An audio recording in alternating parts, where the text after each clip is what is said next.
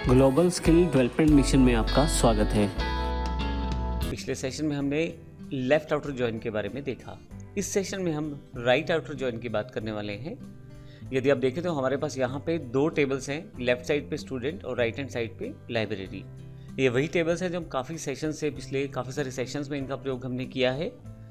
यदि मैं कुछ इस प्रकार का सेटअप करना चाहता हूँ कि राइट हैंड साइड की जो बुक्स है उन सब का रिकॉर्ड दिखाई दे जाए, लेकिन लेफ्ट साइड पे जो टेबल है केवल उन्हीं स्टूडेंट्स का रिकॉर्ड शामिल किया जाए जिन्होंने बुक इशू करवाया है, बाकी का नहीं।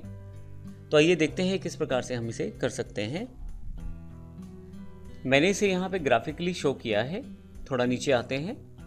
अगर आप यहाँ देखें तो राइट आउटर जॉइन के नाम से हमने यहाँ पे एक सेटअप किया है जिसमें लेफ्ट साइड जो टेबल है एक राइट साइड टेबल है। इन दोनों का रिकॉर्ड अगर मैं मैच करना चाहूँ तो राइट हैंड साइड के तो सभी रिकॉर्ड्स दिखाए जाएंगे, जैसे सी लैंग्वेज, माइक्रोसॉफ्ट पावर पॉइंट, उन बुक्स का रिकॉर्ड भी शामिल किया गया है जिनको किसी ने इशू नहीं करवाया। लेकिन लेफ्ट साइड से उन्हीं रिकॉर्ड्स को शामिल किया गया है जिन्होंने किसी बुक को इशू करवाया है। जैसे यहाँ पे यदि आप देखें तो अरविंद का रिकॉर्ड जो 4th नंबर रिकॉर्ड है वो शामिल नहीं है। तो जब भी हमें राइट हैंड साइड के सभी रिकॉर्ड्स चाहिए हों और लेफ्ट साइड के वही रिकॉर्ड जो केवल रेफरेंस्ड हैं, जो केवल लिंक्ड हैं आपस में, वो रिकॉर्ड चाहिए हों, तो ये जो सेटअप है हम कर सकते हैं राइट आउटर जॉइन के साथ।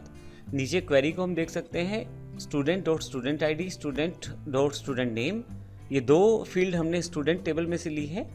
Library dot book name, library dot book issue date, ये हमने लाइब्रेरी टेबल में से लिया है। अब इसके बाद हमने from student right join library, तो राइट जॉइन के लेफ्ट साइड पे स्टूडेंट है और राइट साइड पे लाइब्रेरी है, और लाइब्रेरी का पूरा रिकॉर्ड दिखाया जाएगा जबकि स्टूडेंट का वही रिकॉर्ड दिखाया जाएगा जो मैच करेगा। On student dot student I D equal to library dot student I D, अर्थात जो रिलेशनशिप है वो student dot student I D, इस स्टूडेंट आई डी का जो रिकॉर्ड यहाँ पे लाइब्रेरी वाले स्टूडेंट आई डी में मैच करता है, केवल उसी के बेस पे हमें रिकॉर्ड दिखाई देने वाले हैं। आइए प्रैक्टिकल रूप में देखते हैं राइट आउटर जॉइन को।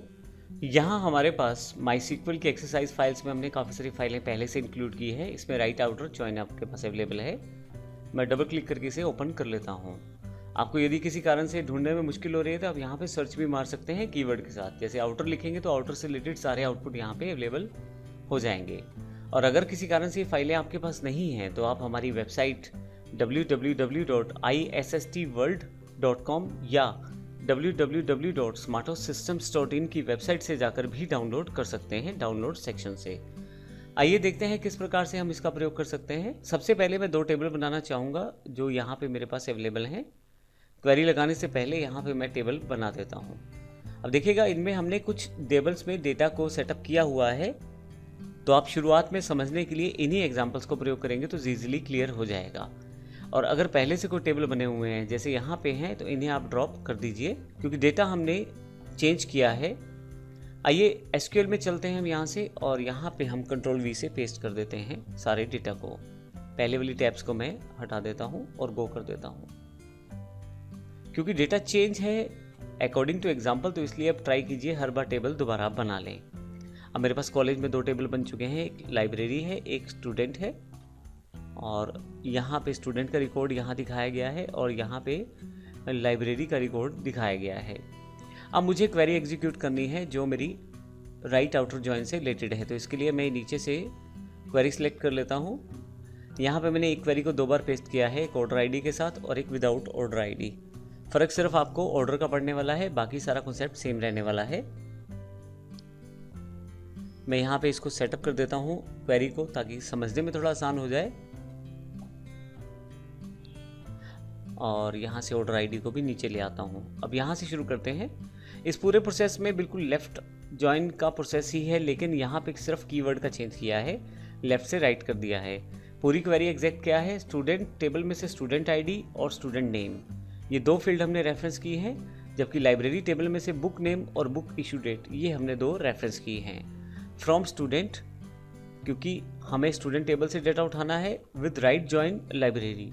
अब लाइब्रेरी वाला टेबल राइट साइड पे है तो राइट जॉइन में लाइब्रेरी के सभी रिकॉर्ड्स दिखाए जाएंगे जबकि स्टूडेंट के मैच्ड रिकॉर्ड ही दिखाए जाएंगे। मैचिंग किस बेस पे की जा रही है, स्टूडेंट के स्टूडेंट आईडी और लाइब्रेरी के स्टूडेंट आईडी, क्योंकि दोनों में ये फील्ड आपके पास कॉमन है तो इसके बेस पे मैच किया जाएगा। ऑर्डर बाय हमने लास्ट में क्लोज सेटअप कर दिया है। मैं गो कर देता हूँ। अब आप देखेंगे राइट हैंड साइड के तो सभी टेबल के रिकॉर्ड हैं, यानी कि यहाँ पे आपके पास इस पूरी लाइब्रेरी टेबल में से अगर कोई बुक इशू हुई है वो भी, और अगर कोई बुक नहीं भी इशू हुई वो भी, सभी रिकॉर्ड्स आपके पास यहाँ रेफरेंस किए गए हैं। और यदि आप लेफ़्ट साइड की बात करें, यानी कि स्टूडेंट टेबल की बात करें, तो उन्हीं रिकॉर्ड्स को प्रयोग किया गया है जो रिकॉर्ड्स ने या जिन स्टूडेंट्स ने बुक इशू करवाया है। यहाँ पे कहीं भी अरविंद का नाम नहीं है, क्योंकि अरविंद ने किसी भी बुक को इशू नहीं करवाया हुआ है। वो आप यहाँ से सेटअप से चेक कर सकते हैं, तो इस कारण से यहाँ पे उसका नाम नहीं दिखाया गया। और यहाँ पे नैना का नाम भी नहीं है, क्योंकि यहाँ पे नैना ने भी किसी बुक को इशू नहीं करवाया।